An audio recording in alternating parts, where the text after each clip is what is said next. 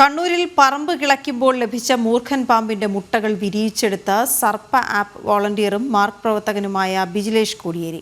പിണറായി പൊട്ടൻപാറയിലെ സ്വകാര്യ വ്യക്തിയുടെ പറമ്പിൽ നിന്നും കണ്ടെത്തിയ മൂർഖൻ പാമ്പിന്റെ മുട്ടകളാണ് ബിജിലേഷ് കണ്ടെത്തി സംരക്ഷിച്ചത്. കൃത്രിമ ആവാസ വ്യവസ്ഥ തയ്യാറാക്കിയാണ് മൂർഖൻ പാമ്പിന്റെ മുട്ട വിരിയാനുള്ള സാഹചര്യം ഒരുക്കിയത്. ഇക്കഴിഞ്ഞ മാർച്ച് 14-നായിരുന്നു പിണറായി പൊട്ടൻപാറയിൽ നിന്ന് മൂർഖൻ പാമ്പിനെയും 15 പാമ്പിൻ മുട്ടകളും കണ്ടെത്തിയത്. മൂർഖൻ പാമ്പിനെ അതിന്റെ ആവാസ വ്യവസ്ഥയിൽ തുറന്നുവിട്ടു. ലഭിച്ച മുട്ടകൾ വിരിയാനായി സൂക്ഷിച്ചു വെച്ചു.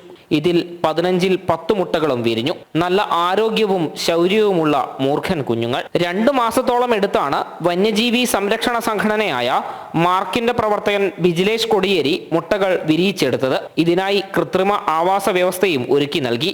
റെസ്ക്യൂ കോൾ ഉണ്ടായി. ഒരു പാമ്പിനെയും കുറച്ച് മുട്ടകളും ഉണ്ടെന്ന് പറഞ്ഞു. അങ്ങനെ അവിടെ എത്തിയപ്പോൾ കാണുന്നത് ഒരു മൂർഖൻ പാമ്പും കുറച്ച് മുട്ടകളുമാണ്. ആ മൂർഖൻ പാമ്പിനെ റെസ്ക്യൂ ചെയ്ത് അതിനുശേഷം അതിൻ്റെ ആവാസ സ്ഥലത്തേക്ക് റിലീസ് ചെയ്യുകയും മുട്ട സൂക്ഷിച്ചു വെക്കുകയാണ് ചെയ്തിട്ടുള്ളത്. കണ്ണവർ range forest officer Sudheer Naroth സാറിനെയും സെക്ഷൻ ഫോറസ്റ്റ് ഓഫീസർ ജിജിൽ സാറിനെയും ഈ ഒരു മുട്ട സൂക്ഷിച്ചു വെക്കുന്നതിൻ്റെ വിവരം ധരിപ്പിച്ചതിനെ തുടർന്ന് അവരുടെ നിർദ്ദേശപ്രകാരം മുട്ട വിരിയിക്കാൻ വെച്ചു.